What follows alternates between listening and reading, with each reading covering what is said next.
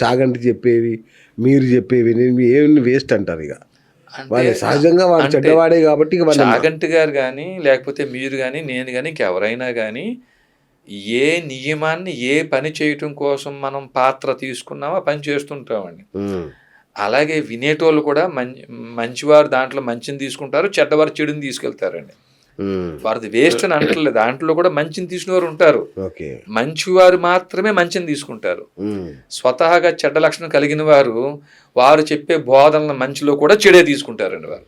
ఇప్పుడు దొంగ వాల్మీకిగా మారిన సందర్భం మనం చూసాము. మరి ఇలాంటివి జరగవా?